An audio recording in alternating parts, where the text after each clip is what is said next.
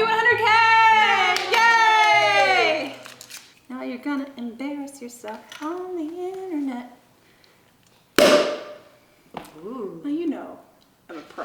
I know, but sometimes also. Actually, we can probably put it. Oh, there we go. Safety first. All right, cheers! Cheers!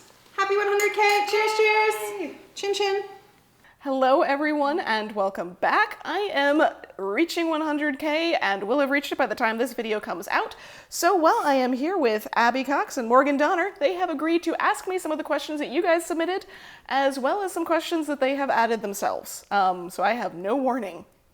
Before we get into the really awkward questions, let's take a moment to thank this week's sponsor, Brooklinen, because I've actually been getting my sheets and towels from Brooklinen for years at this point because I recognize the importance of a really good quality textile, and they offer that without all the luxury markup. And right now you can get a special discount of $20 off any order of over $100 if you click the link below and use my code Rudolph. Because you know how much importance I place on quality textiles when it comes to the things that I'm making. So why not also my bedding? Because I'm going to spend a third of my life in this bed. I just a few months ago converted to using linen sheets. It regulates my temperature so well. I don't feel sweaty, hot, or cold, soft and comfortable. I absolutely adore these sheets. And on top of that, Brooklinen makes it really easy to design an amazing bed. You can go really simple and classic, or you can choose like I did and add a little bit of color to your room. So if you want high quality sheets without those high prices, check out Brooklinen. And remember, there's a special discount of $20 off any order of over $100 if you just click the link below and use the special code Rudolph, and you too can be just as comfortable as Bailey is right now, snoring right next to me. So both Bailey and I thank Brooklinen for sponsoring this week's video. Are we just tag teaming these? Oh, sure. Yeah. Okay. I feel like we should have a rapid fire session too at some point where you're only allowed to answer like one word.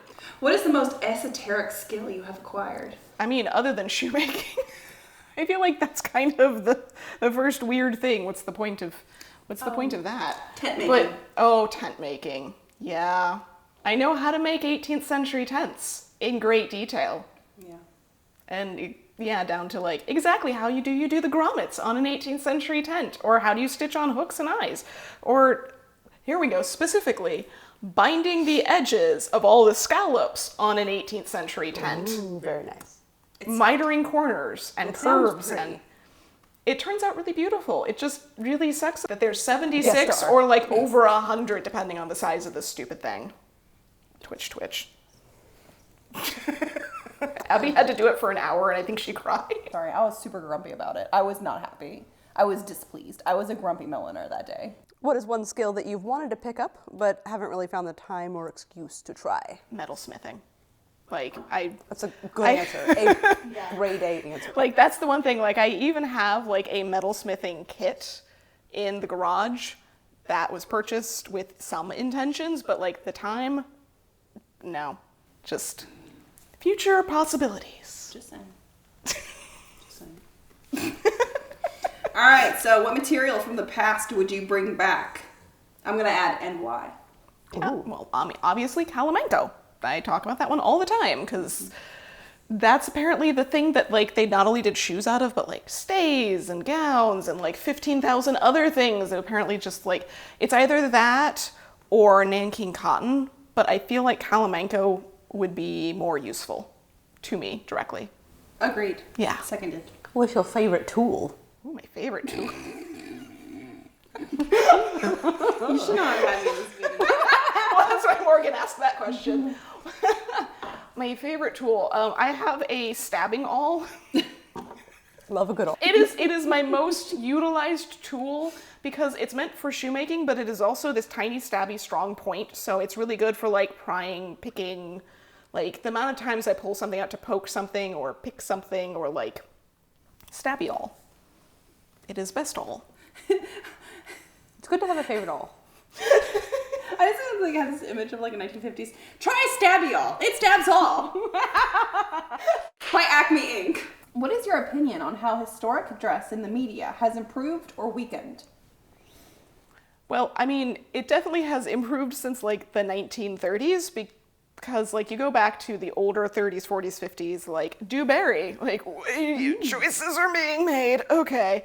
But, like, there definitely was a interest in, like, realism that kind of peaked somewhere in, like, the 90s, where they tried to, like, take out the modern era of it. And, like, since then, it's been more like, let's just do an artistic version of it, which, like, I respect. But, like, I feel as if we have not gone hard enough one way or the other. Every once in a while, they're like, this was distinct enough, you made a choice. Most of the time they're like, we're doing historically accurate, but I looked at 3 pictures and then I found this polyester from a random store, so close enough? No. Like, go Six the musical, or take the time to hand stitch some buttonholes for that close-up. Make good choices. What projects do you feel like you learned the most from? Usually it's the tailoring ones, because even though I learned some 18th century tailoring from Mark and Neil, I never got trained in 19th or 20th century tailoring, so it is so much digging into every little, okay, how did they do the pockets and the lining, and exactly how did they support this part of it? It's just everything is problem solving the whole way through. Like, Gonzo, I went into thinking I knew enough, I did not, and that was challenging, to say the least. But yeah, it's always tailoring, just because there's so little written down. What tool, parentheses, S, Or Z, Z, or fabrics do you think are overrated? Ooh.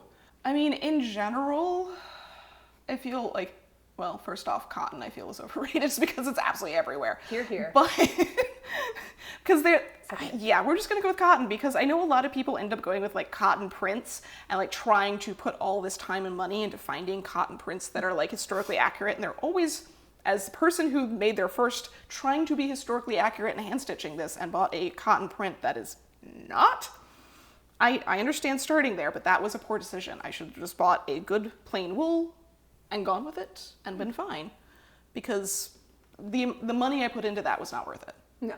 Yeah, it's just as finicky as silk, and it's just as expensive as wool. So why? Why? It doesn't look better most of the time. In terms of tools, I think the one that I have never bothered to purchase and I have never regretted not purchasing, even though it seems to be in everyone's arsenal, is a French curve. I was like, mental, because that's the way, right? You think of like, what's my answer to this? And my thought was like, French curve. I have never needed one. No, I've never felt like, damn, I wish I had one right. Well, I think maybe all of once in however many years. Yeah, Like, I've been like, that'd be kind of nice right now. Yeah, and I understand, like, not everyone has the same movement. Yeah. And if it looks right, then it's right. It doesn't have to be perfect. If it looks even, if it looks correct, if it looks smooth, then it is. Because no one's going to pull out a French curve and put it up against your clothing. No one's going to pull out a measuring tape and put it up against your clothing. What is your favorite project and or your like exciting future dream project? I think the favorite project that I've done is the Navy steampunk thing that I did like back when I first started steampunk. It was like the only thing that I was like, I envisioned it and it came out how I envisioned it. And I have also learned since then how to fit it better. So I feel like I've learned and gained knowledge beyond that. So I went back and changed it a bit, but it's really one of the only things that I've got that I would look back and go, that is worth altering. In terms of dream projects, like I try to, if I really have one, I do it. They come up so suddenly, but the one that I am sitting on and keep waiting on because I have all the stuff to do it and all the plans to do it is something right around 1600. Oh, yeah. Because I'm going to take Yeah, historically accurate cosplay, and I've already got the fabric, the lace, the linen, a lot of supplies. I think I need more like gold trim and other stuff, but yeah, I've got everything to do that. I just don't have the time or the brain space. But that is the next big project. Post-cruise. Yes. All right, so which project have you done for the channel that you enjoyed the most? Honestly, I think it was Historical Hocus Pocus, just because that was unfettered, like just chaos of do things, and like now I have to put so much time and effort into focusing on making sure that the filming happened right, that I don't get as much like enjoyment time, whereas that was, well, I hope this works. I have no idea what I'm doing. And then it just ended in pure unbridled chaos of everything. So I was like, that was very pure. Aw, And innocent. very fun, yeah. Who are some people that you take style inspiration from, clothing-wise? Well, I think I mentioned in your video Anime Wong, like just the suit, like, but generally, I honestly don't even know if most of the people that I have like on my things have names. It's just like that vaguely, like, aggressively masculine 19 teens and 20s, like women in suits, like just the glory of all of that. I'm like, this is the vibe that I'm going for, and I started like an aesthetic to me, like Pinterest board of just all of the things that I'm like, this is the feel that I'm going for, and so I collected those. But in terms of like modern day, I think I follow quite a few people on like Instagram that are same sort of thing where they're like, suit. I'm like, yes, suit. All right, so what made you realize you had an interest in historical sewing?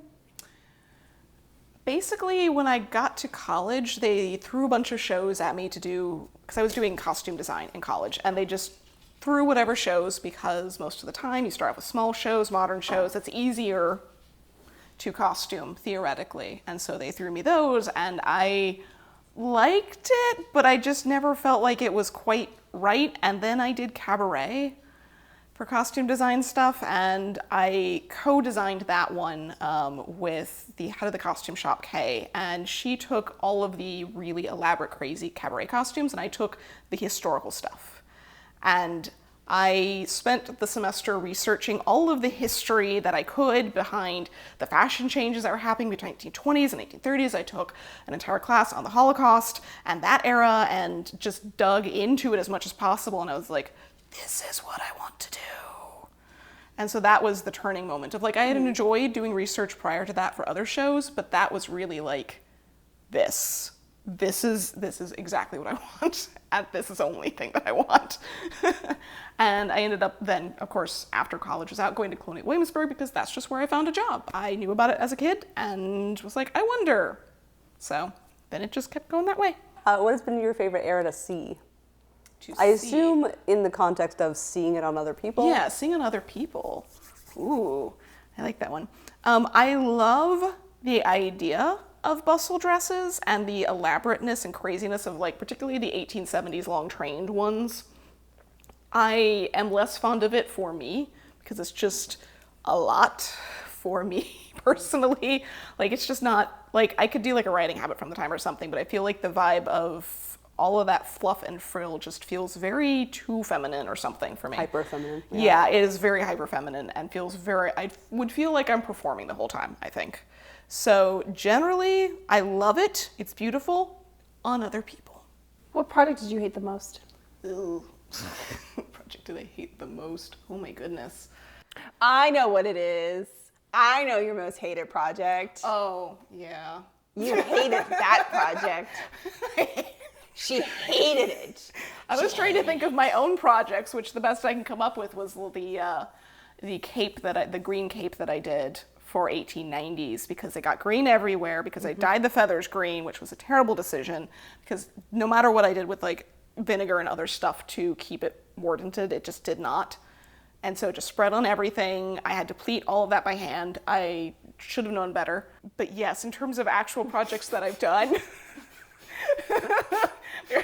there's only one that I would choose to set on fire. That was not one of my own. That was one I did for a job where I had to do a lot of embroidery on a fabric that did not like embroidery for a style that did not really support embroidery.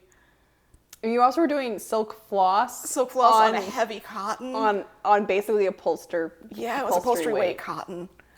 And it was not my design or choice or decision, and it just was painful the whole way through. So yeah, that was probably the most unpleasant thing I've ever worked on. It is as we say, it is the one thing I would set on fire willingly.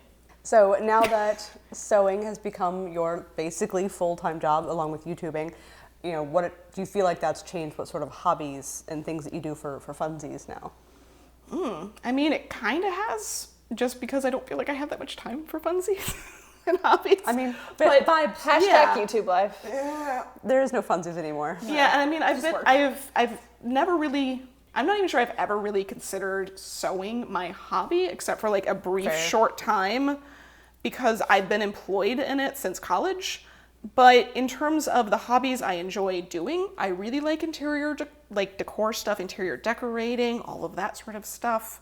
And looking at old houses. I really want like an old house desperately. I know at that point, if I do get an old house, it will go from being this is a hobby into also being my job. But I'm okay with that. What's your least favorite part of sewing?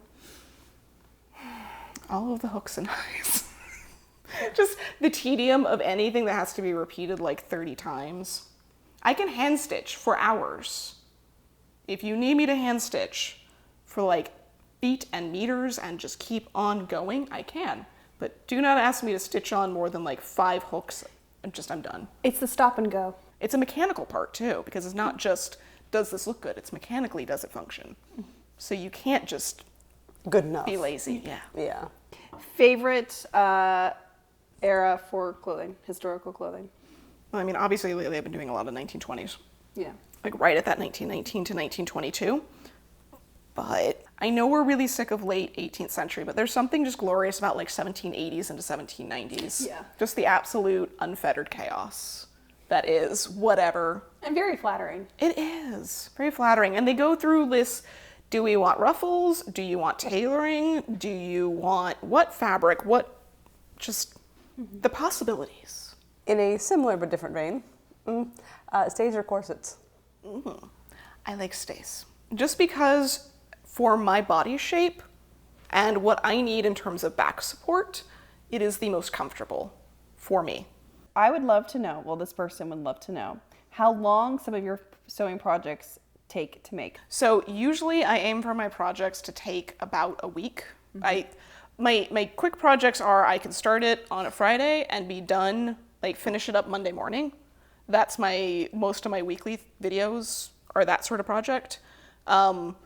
A lot of things will take a few extra days, and so they'll go into the week. Like a pair of shoes takes me like 4 solid sit-down days of work with when you all of the say editing. 1 week, are we talking 40 hours, 60 hours, 80 hours? Because 1 week that's a very fluid answer.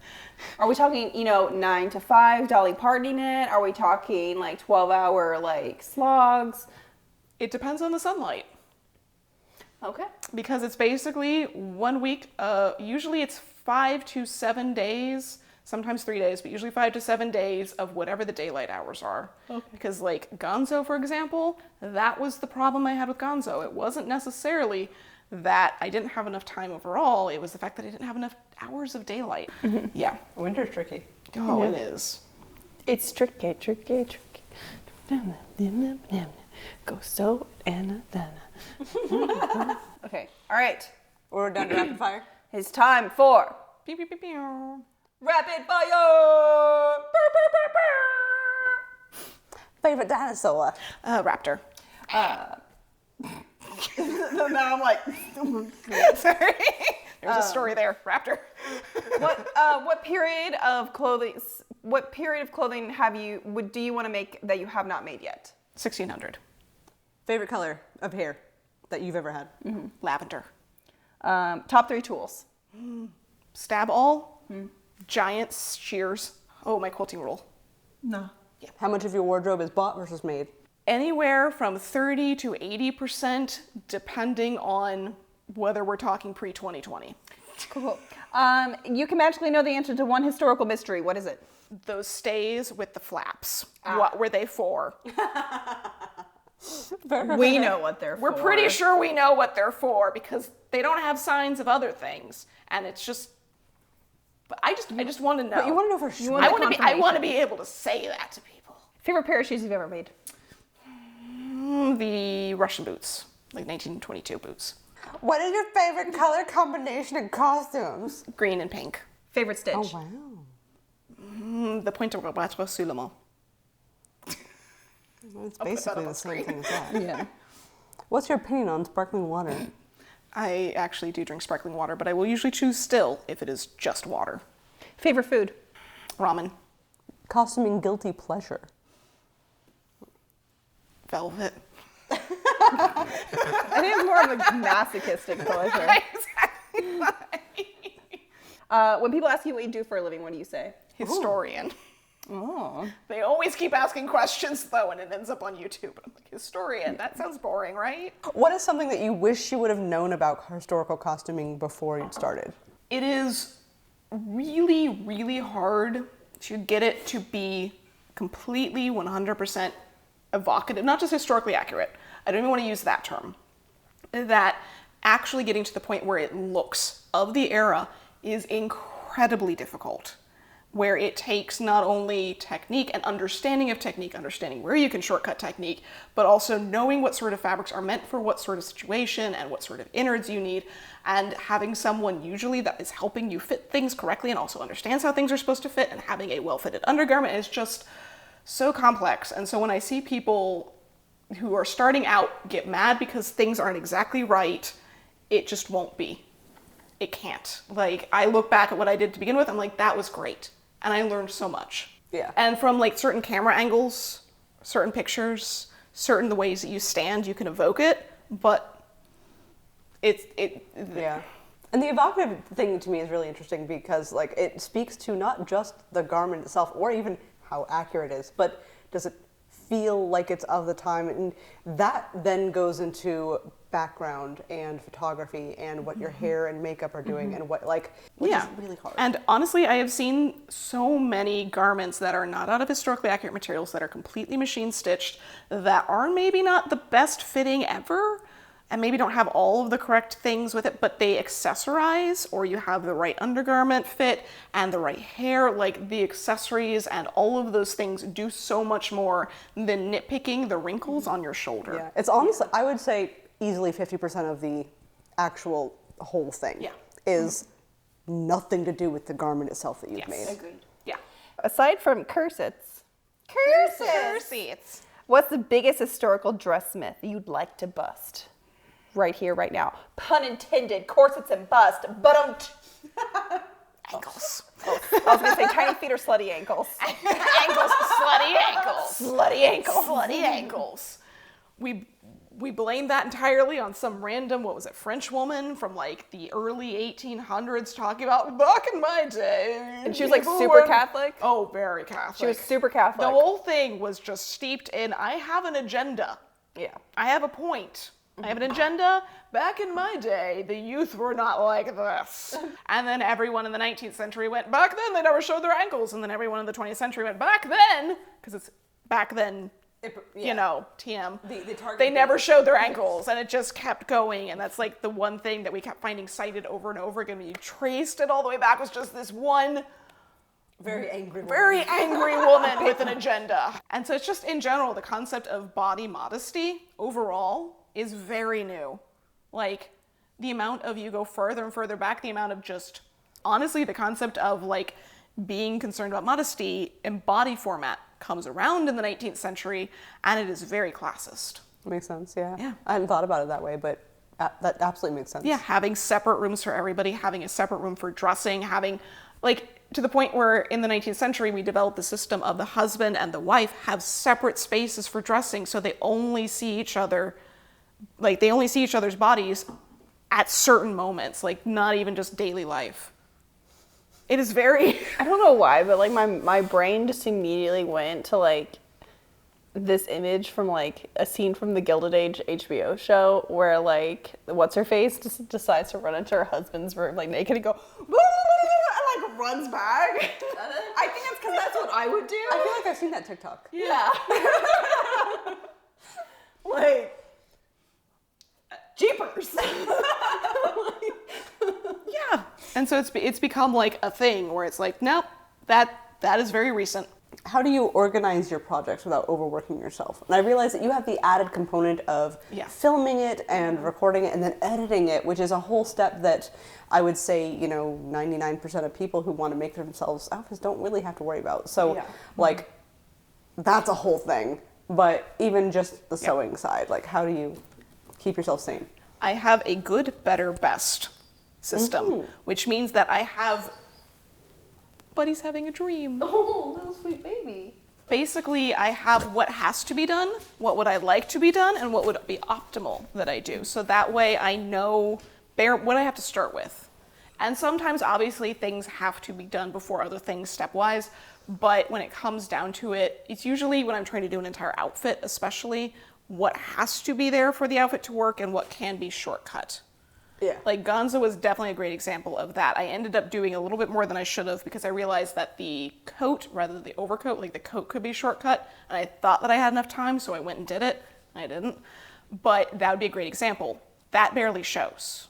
So I don't have to do that. I could have just not done that and saved myself a week and a half because that was the longest project. This isn't even like a YouTube specific thing. If you're going to like a big fancy event and it's coming up in like 3 weeks and you're like, okay, like I think you go through that same process of like, okay, I'm going to throw on an old petticoat that's kind of crap and not perfect. What can I do? But like, it's not going to show. Yeah. Like, where are the shortcuts? Where are the things that I have to have? What are the things that would be great if I could?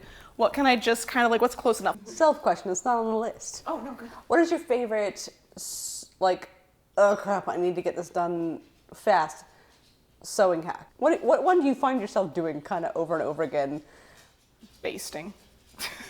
Basting seams? Yeah, if it's running stitch will hold through just about anything. Like just, you feel like you need smaller, finer stitches than you do. And that was the biggest lesson for me in learning historical sewing of any type, was that I got made fun of, like, very lovingly. Very lovingly got made fun of by Mark for doing what he called princess stitches on my first, like, proper pair of stays. And I realized that when you went and historically looked at actual historical things, there is so often an oh no moment where they just like go. It just needs to be done. And it's fine, and it holds surprisingly well. What are your future plans for your YouTube channel now that you've hit the mighty 100? You've got the plaque and the check, baby. The check, I wish. The check, no, the check mark. The check mark. The verification check mark. I wish there was a magical check of, I don't know. I mean, I don't really want to change much. I've enjoyed what I've been doing, but I definitely at some point will ease off a bit so I can do other things, because I know people ask me a lot for, are you going to write a book? Are you going to do how to do shoemaking? How are you going to do this? And I'm like, yes, I want release patterns. Release patterns. Like, I would like to ease off enough so that way I can focus on other projects that will go well in other places, like more Patreon, more Twitch, more interaction, more product. So hopefully this means that I can spend more time on the other stuff that is going to have more longevity to it, where it's going to be like, I would love to write a book someday. Yeah. Is that easy? No. No. Happy 100K! Yay! Hip hip hurrah! Hurrah! Hurrah! Oh, he did it! Oh, Hi, buddy. Oh. He's like, now I get to get 100K moochies. Wait, I have one. I don't know if you've ever said this. Speaking of dogs, what kind of breed is Bailey? Oh, For the world to know. For the world to know. Bailey is a Cavalier King Charles Spaniel and Bichon mix. A fluffy love pillow. She is a fluffy love pillow. Yeah. Oh, sweet Bean. What a good boy. You were just that deprived. Yeah, he's like, mommy, do you want a scratchy me? I am delightfully mediocre. I'm a bagel. I'm a plain bagel. With that, thank you guys, and I will see you around in a couple of weeks or whatever the next video is.